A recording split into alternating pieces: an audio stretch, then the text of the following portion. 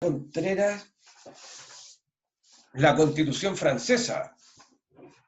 Sofi, ¿se te echó a perder el micrófono? Francia tuvo constitución con posterioridad a la Declaración de los Derechos del Hombre y del Ciudadano. La Constitución de Francia se estableció en 1791, ¿cierto? Un par de años después. Y es un poco más extensa que la Constitución norteamericana. La Constitución francesa ya comenzó a detallar mucho. Ya los franceses vendieron mucho su Constitución, la vendieron harto como que hubiese sido la panacea. Sin embargo, el proceso constitucional de Francia, el proceso liberador, el proceso independentista francés, el proceso de votar a la monarquía, les duró a los franceses 10 años. En 1899, perdón, en 1801, 1799, ya estaban eligiendo a otro monarca con otro nombre, ¿no? Que era el directorio. Ya advino Napoleón en Francia, que era un monarca. Napoleón, con todos los adelantos que hizo, yo le tengo mucho respeto a Napoleón, que también era artillero, entre paréntesis. Le tengo mucho respeto, pero él obró como un monarca. Entonces la Constitución francesa fue poquita la estabilidad que le dio al país. ¿Ya? Mucha más estabilidad le dio precisamente el directorio de Napoleón Bonaparte. Y la Constitución no es más que eso, que los capítulos que se señalan en la lámina correspondiente que tienen ustedes. ¿Ya? ¿Sofía?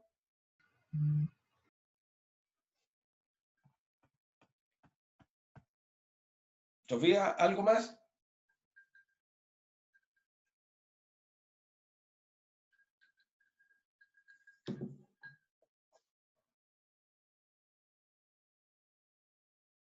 ¿No?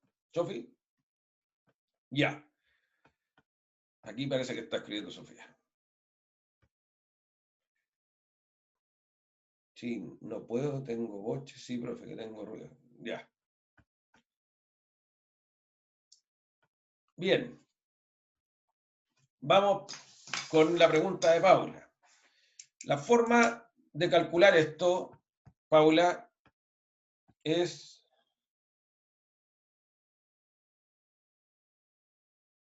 Podría ser como un temario, por favor. Veamos, a ver. Yo creo que aquí hay temarios, ¿eh? Veamos. Aquí hay un temario, estructura de la Constitución, preámbulo, parte dogmática, parte orgánica, reforma de la Constitución. Aquí hay otro temario, filosofía del siglo XVIII. Aquí hay otro temario, fuentes. Aquí están las fuentes, evolución institucional del Reino Unido, filosofía del siglo XVIII, Constitución de Filadelfia. Todo lo que aparece en estas láminas es un temario, es como fuentes. Evolución institucional del Reino Unido. Teoría de la Constitución. Cómo se generaron las constituciones. Origen de la Constitución. Genealogía constitucional, Carta Magna, Montesquieu como precursor de los poderes, Constitución norteamericana, Constitución francesa. Todo eso es temario. Definición de constitución en sentido lógico, definición de constitución en sentido positivo, definición de constitución en sentido material, en sentido formal, visión sociológica, visión realista, es un temario. Y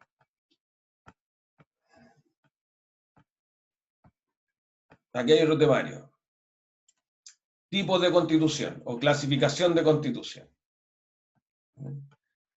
No veo qué más, qué otro temario podría añadirle. No, perdonen que no estoy siendo irónico con esto, colega. Lo que pasa es que yo generalmente les planteo al inicio de las sesiones, digo, esto es lo que vamos a ver y esto es lo que se va a preguntar.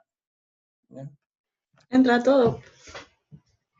Sí, menos, yo les he señalado en general, no les pregunto detalles de la evolución institucional del Reino Unido. Generalmente les pregunto solamente habeas corpus y Carta Magna, por los principios que se establecieron ahí. ¿Ya? En materia, ya, pero vamos a detallar algo más específico. partamos. Acá está el primer temario. Concepto de representación política, concepto de mandato en la representación política, qué tipo de mandato existe, representativo libre, imperativo, definición de sufragio, sufragio, función, derecho de acá, normalmente se pregunta la definición de sufragio, los tipos de mandato, representativo, imperativo, y la clasificación de sufragio.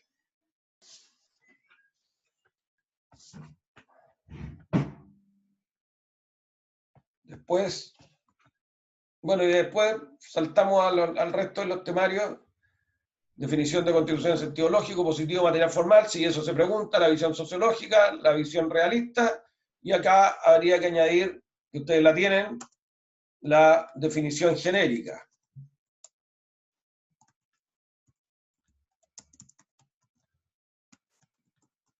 Con la etimología. ¿Cierto? Profesor, yo la verdad es que no tengo esa definición, si algún compañero me la pudiese compartir. No. Por favor. ¿Pero está en el portal, María José? Esta lámina. Profe, ¿Sí? entra, por ejemplo, igual la definición del sistema electoral, las variables del sistema electoral. Mira, en general no se los pregunto. ¿Ya? Por lo que entra lo que les señalé. Sufragio, definición de sufragio, eso siempre. Ya. Tipos de sufragio, ¿cómo clasificamos nosotros el sufragio chileno? Eso se lo pregunto, clasifique el sufragio chileno. ¿Cómo es? Ya. Los tipos de mandato, la diferencia entre el mandato imperativo y el mandato representativo. ¿Ya? Y si el sufragio es un derecho, un deber o una función. Eso es lo que pregunto normalmente. Ya. Podría hacer que alguien calculara algún cómputo electoral. ¿Ya? Pero lo dudo mucho por el tiempo que tenemos, que es poco. ¿Ya? Ya.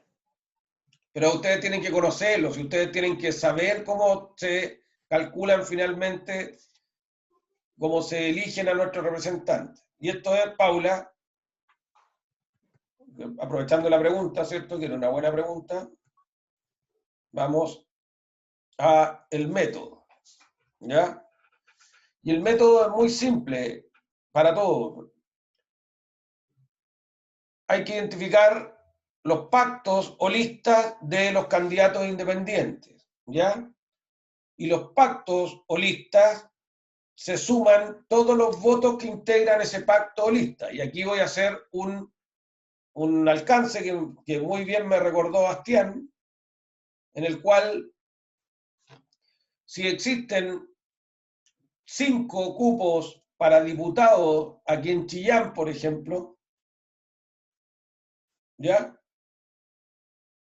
Las listas o pactos pueden proponer, pueden llevar para que voten, para que sean sus candidatos de ese pacto, el concepto de N+1, o sea, el número de cargos más uno. Pueden llevar un postulante más, un candidato más. Si son 5 cargos para diputados, las listas pueden contener 6 nombres para que más gente vote por esa lista. Por muy pocos votos que tenga el último, ¿cierto? Van a ser más votos a la lista finalmente. ¿Ya? Más votos al pacto. Si hay que elegir 2 senadores a Canchillán, la lista de candidatos o el pacto de esa coalición puede llevar 3 nombres para elegirse. N+1. ¿Ya? Si tenemos que elegir 5 constituyentes a Canchillán en la región, segura las listas van a poder llevar 6 nombres, N+1. ¿Ya? Y una vez obtenido la cantidad de votos que cada pacto logró reunir, se suman todos ellos dentro del pacto, ¿cierto? La lista 1, por ejemplo, acá tenemos en pantalla, ustedes ven la lista A, sumó 100 votos en total, entre todos sus candidatos. La lista E sumó 60 votos entre todos sus candidatos. Y un independiente sumó 40 votos solo. ¿Cuál es la mecánica ahora para computar o para obtener aquellos que van a conseguir un escaño o un cupo donde se está efectuando el proceso eleccionario, ¿cierto? Se divide el total de la lista, el total de votos que obtuvo la lista, por el número de cargos que se están llamando a elección, que se están eligiendo. ¿Ya? Y se divide el número de cargos, del número de votos totales de la lista A, los 100, se divide por 1, se divide por 2, se divide por 3, por 4, por 5, porque estamos eligiendo 5 representantes acá. Lo mismo hace la lista B, la lista E, perdón. Los 60 votos que eligió se dividen por 1, por 2, por 3, por 4, por 5. Y el independiente hace lo mismo, en realidad basta que se mantenga el cociente ya que él es independiente, ¿no? 40 votos. No tiene más postulantes en esa lista. Y una vez efectuadas todas las divisiones, se cuentan los primeros 5 más altos puntajes obtenidos de esta división, del factor. Este es el factor proporcional, ¿ya? Que también se conoce como cifra repartidora o cociente electoral. ¿Ya? Y ahí es donde se comienza a ver. Las primeras cifras son el 100, el 60, ¿cierto? El 50, el 40 y el 33. Ellos 5, no hay nadie más que tenga una cifra más alta que los que se detallan en colores. Ellos 5 van a acceder a un cupo dentro de los candidatos que participaron en la elección. No hay que hacer otra cosa. Insisto, primer paso, sumar todos los votos de la lista o del pacto. Posteriormente, dividirlo por el número de escaños o el número de cupos que se están eligiendo. Y una vez que esa cantidad total de votos se dividió por el número de cupos que se están eligiendo, se sacan las cifras más altas para ocupar esos escaños. Eso no tiene que ver con que sea independiente o que sea lista, se obtienen los primeros guarismos, las primeras cifras que resultó de esta división. Profesor, ¿Sí? entonces se ubica en primero, segundo, tercero, cuarto, quinto lugar, depende cuántos votos sacó. Entonces, ¿ese es el orden que se le asigna? Independiente del promedio que se saca después, me refiero, ¿quién designa quién va en el 1, el 2, 3, 4, 5? No, lo que pasa es que eso es indiferente, Paula, porque al final es un cupo. ¿Ya? Los tres primeros de la lista A, por ejemplo, son los 3 más votados de la lista A.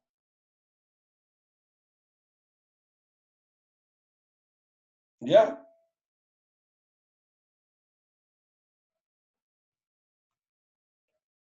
El cuarto, que es, perdón, el primero de la lista A, el segundo es el primero de la lista E, el tercero es el segundo de la lista A, el cuarto es el independiente y el quinto es el tercero de la lista A. Esos cupos los completa quienes fueron más votados dentro del pacto o lista.